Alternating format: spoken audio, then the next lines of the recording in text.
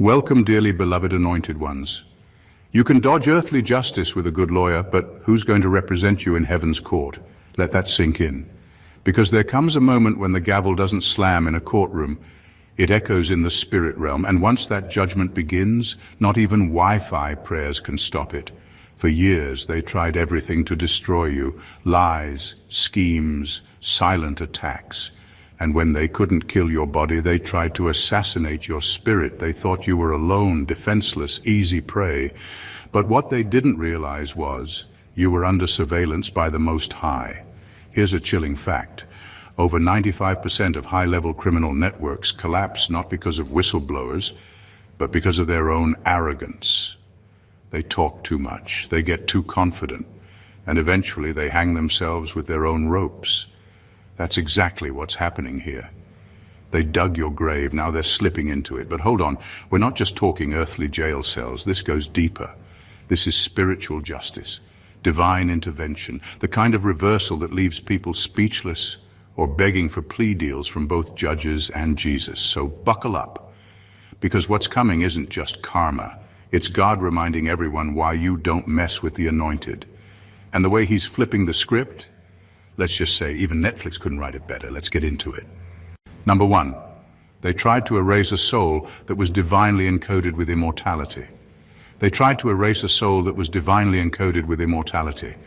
They thought if they pushed hard enough, lied long enough, and attacked consistently, they could delete you like a file from a hard drive. But what they were dealing with wasn't just flesh and blood. It was purpose wrapped in skin. They didn't understand that your existence wasn't man-made. You weren't created to be liked, approved, or even tolerated. You were assigned. And no matter how much they hated your presence was never up for their approval. They didn't give you your breath, and they sure couldn't take it away. They came with every weapon they could find: slander, manipulation, setups, false accusations, even spiritual attacks, thinking that if they couldn't break you physically, they'd wear you down mentally and spiritually. But every time you survived, they grew more terrified, because deep down, they knew this wasn't normal resilience. This wasn't just strength, it was divine insulation. It was favor that couldn't be cracked, even under pressure. And the more they pressed, the more undeniable your covering became. That's when it turned. The fear shifted. They weren't just trying to break you anymore, they were trying to silence what your survival revealed about them, because your endurance exposed their cruelty, your innocence exposed their guilt, and your peace in the middle of chaos made it impossible to keep pretending you were the problem. Their masks started slipping, their stories started unraveling. People began to notice the pattern. Why does this person keep thriving after everything thrown at them? It made them uncomfortable, and eventually it made them desperate. But here's the reality. When someone tries to erase what God has established, they don't succeed. They self-destruct. Every attempt to cancel you only became more evidence of your divine origin. Every plot turned into a paper trail of their corruption. They didn't stop you. They documented themselves. And now that judgment has caught up, they're realizing too late. They were never fighting you. They were fighting the one who sent you. And that kind of war doesn't end with warnings. It ends with justice. They couldn't take your life, but the one who gave it to you can take theirs in an instant. And no apology will undo the sentence. Number two, you were the test, and their response was spiritual treason. You were never just another face in the crowd. You were the test they didn't know they were taking. God placed you in their lives as a measuring stick, not to see how much they could love you, but to reveal how far they would go to destroy someone they couldn't control. Your presence exposed them. Your light irritated everything they were trying to keep hidden. And instead of seeing your presence as a blessing, they saw it as a threat. That's when the mask slipped. That's when the real character started to show. They didn't just fail the test, they violated it. They crossed lines they can't uncross. They touched what was sacred, thinking they were dealing with just another ordinary person. But they weren't messing with a regular human being. You were a divine setup, a mirror, a trigger, a wake-up call. And when they chose manipulation over honesty, betrayal over loyalty, harm over healing, they failed the very reason God allowed you in their space. They exposed themselves. That's the thing. You didn't have to do anything wrong. Just being you was enough. The test was whether they could honor what was holy in front of them, and they couldn't. They used you, mocked you, tried to destroy you, and then convinced themselves they were justified. That kind of self-deception is dangerous, because once someone starts believing that hurting you is okay, they go blind to the trap they're walking into. They think they're in control, but they've already been recorded, weighed, and found guilty. And now the judgment is unfolding, slowly, strategically, not out of revenge, but out of divine law. They touched something that wasn't theirs to harm. And heaven doesn't let that slide. You weren't just a target. You were evidence, proof of how people behave when no one's looking. You were sent to reveal what they didn't want to confront in themselves, and instead of transforming, they retaliated. That retaliation just sealed their fate. The test is over. They didn't just lose access to you, they activated consequences they can't run from. Because when you fail a divine test by trying to destroy the very person sent to help you evolve, you don't just lose blessings, you face judgment. And it's already begun. Number 3, they violated cosmic law trying to maintain carnal control. They weren't just jealous, they weren't just petty. What they did to you was deeper than envy. It was a spiritual violation disguised as personal conflict. They tried to maintain control over you using carnal methods, but what they were really fighting was something far beyond their understanding. They were attempting to bend divine order to serve their own agenda. That's why nothing they did ever truly worked, even when it looked like they had the upper hand for a while.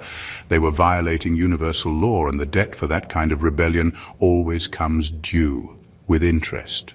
They thought they were slick, manipulating situations behind the scenes, using emotional tactics, leveraging lies, and pulling strings in places you didn't even know existed. Some of them even dabbled in spiritual practices trying to stop your rise. But no matter what they threw at you, you kept standing. And every time you got back up, it exposed just how powerless their schemes really were. That's what drove them crazy. Not just your strength, but your immunity. You were protected in a way they couldn't explain, and that frustrated their control. They broke natural laws, trying to interrupt a supernatural calling. They tried to contain what they didn't create. And when people play God without divine authority, things start to break, starting with them. What they called strategy was actually self-destruction. They kept pushing because they couldn't stand the fact that someone like you, someone they thought was beneath them, was actually chosen. But spiritual elevation doesn't need their permission, and that's what they couldn't swallow. Now they're reaping what they've sown, not because you cursed them or wished bad on them, but because divine law doesn't sleep, it doesn't get bribed, it doesn't miss anything. The same force they challenged is now collecting the bill. Their attempts to control you only revealed how out of control they really were. And now everything they used to block your path is being used as evidence against them. You weren't fighting back, but heaven was. And heaven doesn't lose battles. It writes history. The laws they broke weren't yours to enforce, but they were God's to avenge, and that time is now. And that time is number 4. They thought if they couldn't kill you physically, they could assassinate your destiny. They were obsessed with your downfall, but they couldn't touch your body, so they went after your purpose. They thought if they couldn't end your life, they'd at least paralyze your future. They tried to destroy your reputation, attack your name, isolate you from your support, and drain you of hope. They whispered lies behind closed doors, played victim in public, and sowed seeds of confusion wherever your name came up. But they misunderstood something critical. Destiny doesn't die from slander, and purpose doesn't vanish because people are uncomfortable with your power. They weren't just trying to hurt you, they were trying to rob the world of what you were born to give. That's why their attacks were so relentless. They couldn't stand the thought of your voice being heard, your influence growing, or your light exposing their darkness. So they worked overtime to convince others you were the problem, that you were unstable, untrustworthy, unworthy. But every lie they told added more weight to their own downfall. What they didn't realize is that your destiny wasn't fragile. It was fortified. Every time they tried to assassinate it, they accidentally fertilized it. Every lie made you louder. Every betrayal made you bolder. Every setup became part of your setup. And while they were digging pit after pit, trying to bury your calling, they were actually building the blueprint for their own exposure. And now, those pits have turned into prison cells. The very energy they sent out to trap you is closing in on them. They tried to spiritually incarcerate you, isolate you, label you, sabotage your name. But all they did was create a trail of evidence that can't be ignored. What they meant to destroy you has become a mirror, and the world is finally seeing what's been hiding behind their masks. They thought they could erase your mission. Instead, they became the reason it's undeniable, because the level of attack you faced only confirms the magnitude of your calling. And now, the silence they tried to force on you is being broken by the sound of justice knocking on their door. Number 5, God let them run long enough to build their own gallows. God is never in a rush to destroy. He watches, he waits, not because he's slow to act, but because he is wise enough to give people room to reveal who they really are. He let them keep moving, keep talking, keep plotting, not because he couldn't stop them, but because he knew every step they took in pride was leading them straight into judgment. They thought their success in evil meant they were getting away with it. But what they were really doing was building their own gallows, one quiet act of arrogance at a time. He gave them space to change. That was mercy. He gave them moments where they could have stepped back, apologized, and turned around. But they didn't. They mistook his patience for approval. They confused his silence with permission. Instead of humbling themselves, they got bolder. Instead of repenting, they expanded their wickedness. And that is the danger. When someone's ego grows louder than their conscience, they think they are untouchable. But God does not forget. He simply collects. He allows people to go far enough until their own actions start speaking louder than any courtroom accusation. The rope they thought was theirs to control was actually the mercy they were supposed to use to climb back to truth. But in arrogance, they wrapped it around their own necks, not literally, but spiritually. They tied themselves to every lie, every betrayal, every wicked intention. And now that the truth is surfacing, that same rope has become the chain that exposes them. They set traps, made false reports, spread gossip, and manipulated situations thinking no one would ever know. But God was watching, and he let them keep going until the evidence built itself. They were too proud to stop, too blind to see they were digging their own hole. Now there's no one else to blame. They cannot talk their way out. They cannot twist the story anymore. The damage is documented. The devices they created to trap you are the same ones being used against them. Judgment is not delayed because God is absent. It is delayed because he gives every soul a fair chance. But when that chance is thrown away in arrogance, what comes next is not a warning. It is a sentence. And now that sentence has arrived. Number 6. You didn't need to fight. Your innocence screamed louder than any retaliation. You didn't have to clap back. You didn't have to prove anything. You didn't even have to defend yourself. Because the truth has a strange way of surviving, even when it's buried under lies. While they were busy trying to destroy your character, your innocence was working behind the scenes like a silent alarm. You didn't fight with your fists or your mouth. You fought by staying true to who you are. And that spoke louder than anything you could have said. They ran their mouths with confidence, not realizing that every false word was being recorded in the spirit. Every exaggeration, every rumor, every twisted story, all of it was being collected as evidence. God wasn't idle, he wasn't ignoring it. He was gathering it like legal documents, preparing a case they never saw coming. They thought your silence was submission. They thought you had nothing to say. But what they didn't understand is that you weren't silent because you were scared. You were silent because you were covered. And now it's all coming to light. People who once believed the lies are seeing the cracks in the story. The same mouths that were loud with gossip are now stuttering in shame. Some of the people who joined in on the smear campaign are now backing away, realizing they were used. The truth is too heavy to ignore now. Your calm in the storm has made people question the storm itself. Why hasn't this person broken down? Why hasn't this person retaliated? That's when the real story starts to unravel. The way you carried yourself has become a witness in your favor. The way you didn't respond in bitterness, didn't stoop to their level, didn't try to get revenge, it all proved who had real strength. And now people are looking at the situation with new eyes. They're seeing that it was never about you being wrong. It was about them needing someone to destroy because your light exposed their darkness. You didn't need revenge. You didn't need to prove anything. God was watching, collecting, and now revealing, and the same ones who tried to bury you in lies are the ones now drowning in the truth. Number 7, they underestimated the reach of divine surveillance. They really thought they were safe because no one was physically watching them. They assumed that secrecy meant immunity. As long as there were no cameras, no witnesses, and no immediate punishment, they believed they had nothing to worry about. But what they failed to realize is that divine surveillance sees what human eyes miss. The unseen realm doesn't need security footage. It doesn't need phone recordings. It doesn't miss a whisper, a thought, or a motive. While they were laughing in the dark, planning in secret and pretending in public, heaven was recording every single detail, every conversation they had behind closed doors, every message they deleted, every shady agreement they made, every time they smiled in your face and cursed you behind your back. It was all being documented by a force they thought didn't exist, or at least a force they thought would never respond. They thought their rituals were hidden. They thought their backroom deals would never be exposed. Some even mocked the spiritual realm, calling it superstition or paranoia.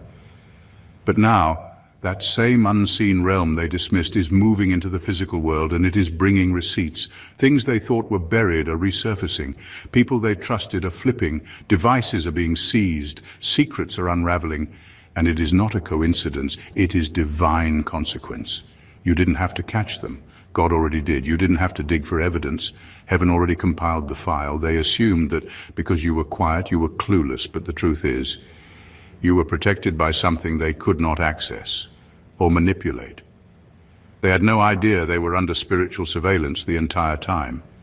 Now, the justice they thought they escaped is showing up in the most unexpected ways through legal systems, personal breakdowns, public exposure, and undeniable patterns of failure. They cannot keep hiding because the unseen realm is shining a light on everything they tried to keep in the dark. Their protection is gone. Their masks are slipping, and the consequences are here. They thought they could outsmart divine order. They thought they could move in shadows and avoid the light. But the light is not just coming. It has already arrived. And now there is nowhere left to hide. Number 8. They signed contracts in the dark thinking God was asleep. They thought they could outmaneuver God by doing their dirty work in the dark. They signed contracts, made unholy alliances, and entered secret agreements, thinking it would guarantee them control, not just over you, but over outcomes, influence, and spiritual territory they were never authorized to touch. They whispered vows over your name, invoked powers they didn't understand, and traded their integrity for what they believed was dominion. But they weren't buying power. They were purchasing judgment. Some of them went as far as joining secret societies, covens, or spiritual groups, masked in influence and prestige.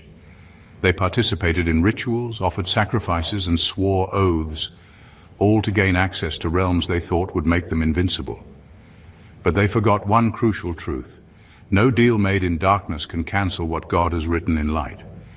They believed these hidden contracts would give them leverage over your destiny. What they didn't know is that the moment they signed those pacts, they weren't rewriting your story. They were sealing their own. They weren't just committing spiritual fraud, they were sentencing themselves to spiritual bankruptcy. They broke laws that govern creation itself. They tried to manipulate what only God can authorize. And for a while it looked like they were succeeding. Things may have gone their way temporarily. They may have looked powerful, protected, or even untouchable. But spiritual corruption has an expiration date. What's done in secret always spills into the physical realm, and now it is catching up to them. Strange things are happening, loss after loss, confusion, exposure, legal trouble, mental torment. The very spirits they once partnered with are now turning on them, because the devil doesn't do loyalty, he does loans, and everything he gives comes with a price. They thought they were making deals to elevate themselves, but all they did was set fire to their own foundations. You, on the other hand, didn't need to sign a thing. You were already chosen. You were already covered.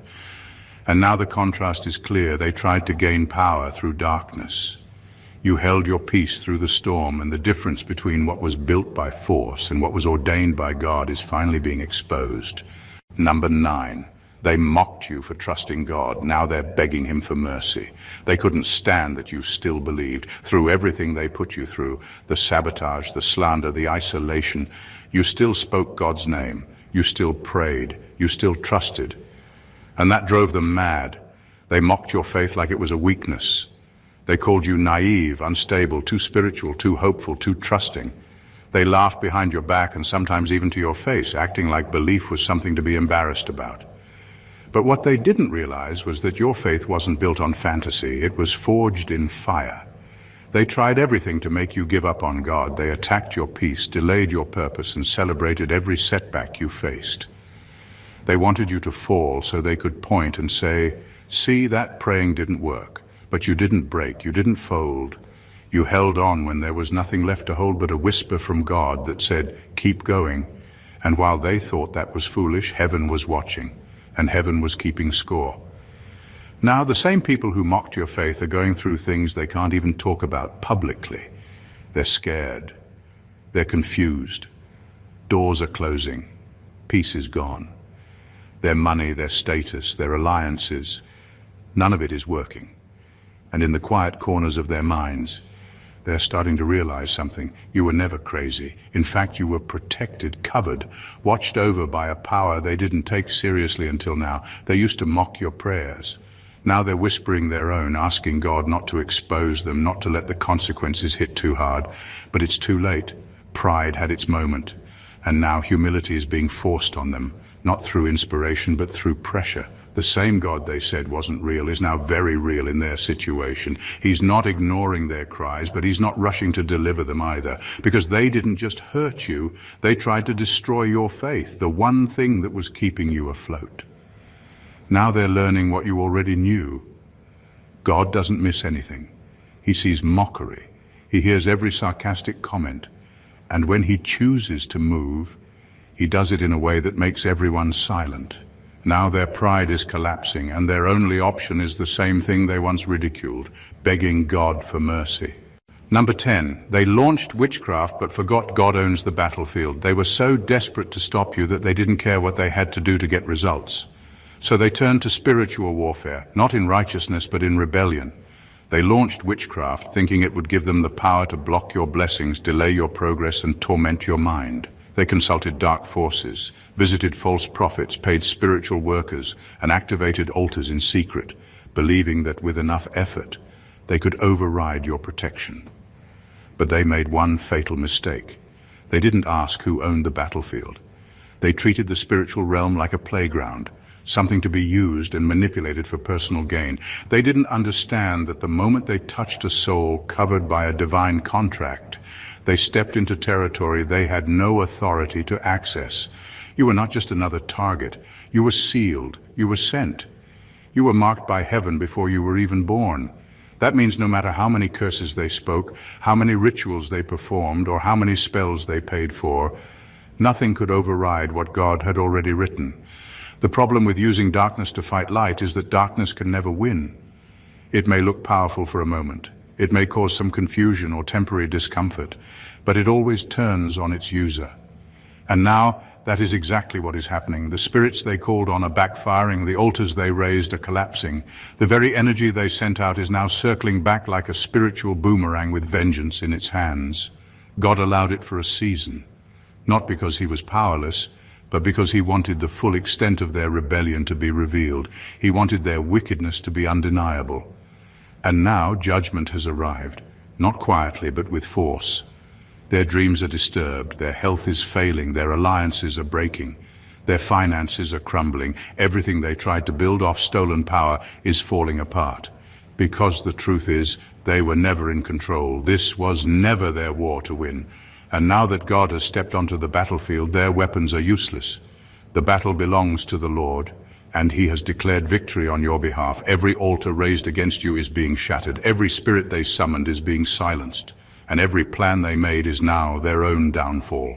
Number 11, the same hands that tried to dig your grave are now in handcuffs. They went out of their way to destroy you. They lied, schemed, and manipulated with precision, thinking they would finally get rid of you for good. They used their hands to dig deep, not into the ground, but into your life. They tried to bury your voice, your influence, your destiny. They created stories, planted false evidence, turned people against you, and all the while believed they were winning. They believed you would break under the pressure, that you would fold, disappear, or crumble into silence. But what they did not know was that you were not just built to survive. You were born with eternal purpose. You weren't just any person. You were chosen to free others, to speak truth, to carry light. So when they tried to silence you, they weren't just attacking an individual. They were trying to put divine purpose in a coffin. They underestimated how sacred your mission really was. And now the very hands that tried to dig your grave are being cuffed, restrained, and judged by the same systems they once thought they could manipulate. It is not just justice. It is divine irony. The setup they designed for you has become their downfall. The lies they created are now being used against them. The traps they set have turned into evidence. Their fingerprints are all over their own destruction. They thought they were operating in power, but all they did was walk themselves into exposure. What's happening now is more than legal. It's spiritual justice playing out in real time. God is using the earthly justice system as an instrument to show the world that when he says, "No weapon formed against you shall prosper," he means it. And sometimes the consequences don't show up in the next life. They show up right here, in handcuffs, courtrooms, and exposed reputations. They thought you were the one being judged, but the whole time they were the ones on trial. They didn't even know they were being watched, documented, and set up by their own pride. Now they are sitting in the same pit they dug for you, and all they can do is sit there in disbelief while the world watches the poetic justice unfold. Number 12. Their attack became your promotion, and their judgment became your vindication. They had one goal: to stop you. They wanted to block your progress, delay your blessings, steal your opportunities, and ruin your name. They operated out of pure spite, not realizing that every act of malice was secretly pushing you into a greater level of favor. What they thought was a setback was actually a setup. Every door they tried to shut only led you to a better one. Every plan they made to break you became fuel for your next breakthrough.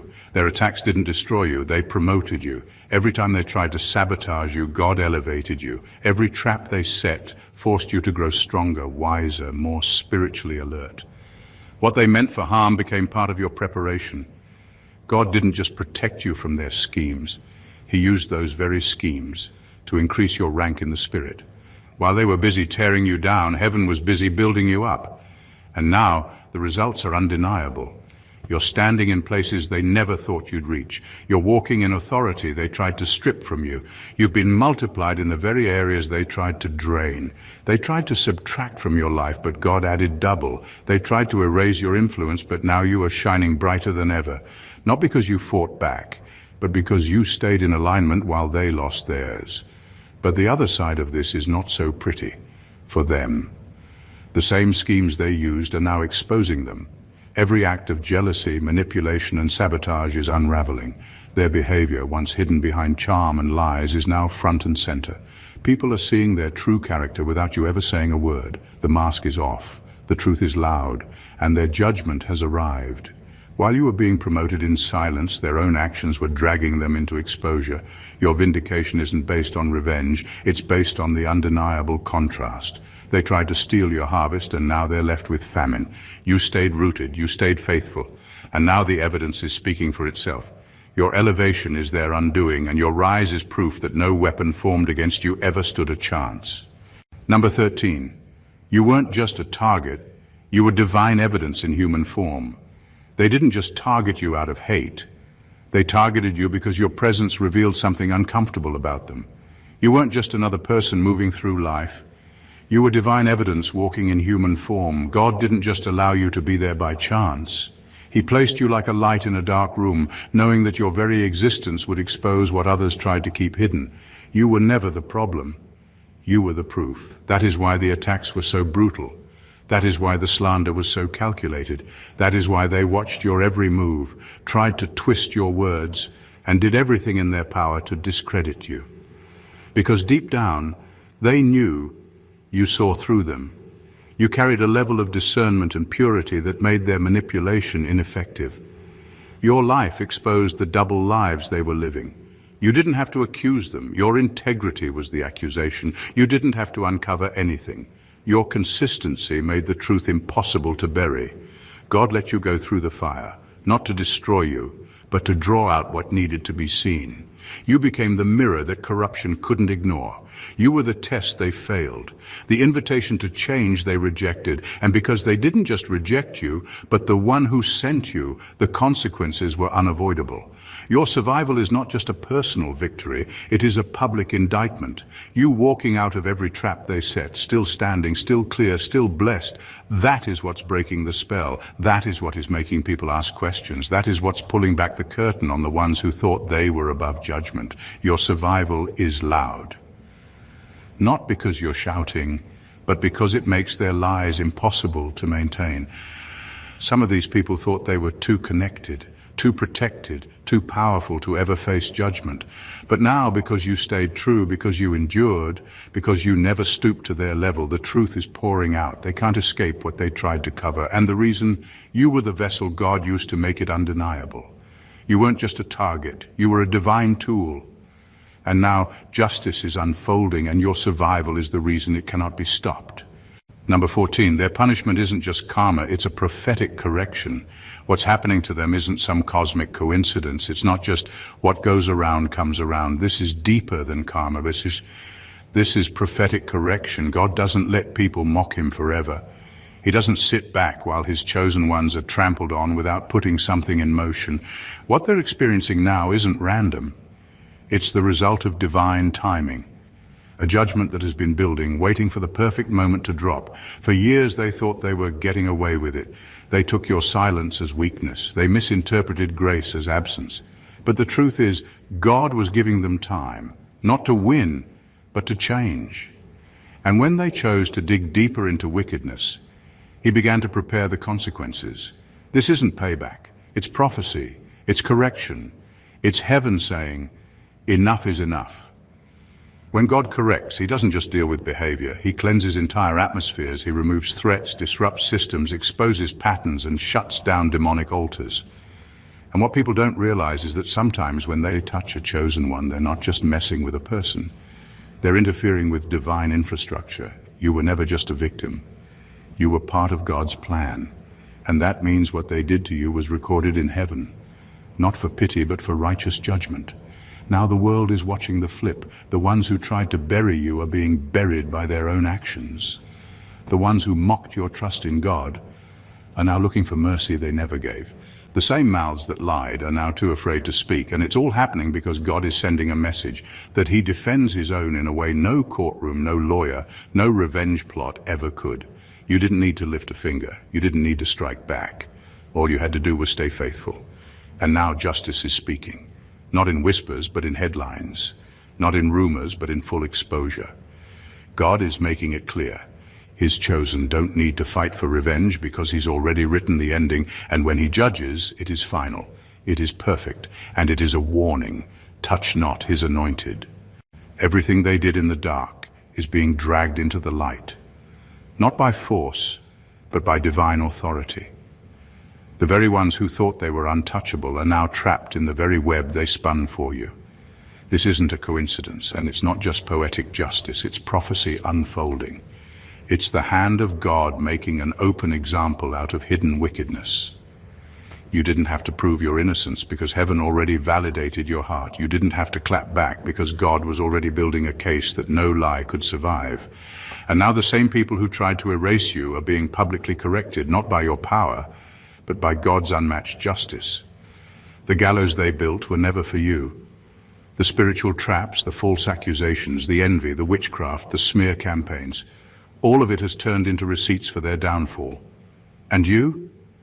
You're rising, you're glowing, you're walking proof that no weapon formed will prosper when God's hand is on your life.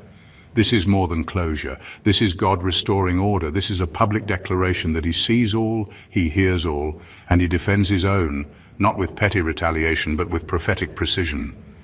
They tried to take your life, but God is reclaiming his glory through yours. Their fall is not just punishment, it's a loud divine announcement that righteousness still reigns. If this message lit a fire in your spirit or confirmed what you've been feeling deep down, don't just scroll away. subscribe to the channel right now. This space is a sanctuary for truth, healing, and divine clarity. Like this video so it reaches others who need this confirmation. Comment below and let us know how this spoke to you.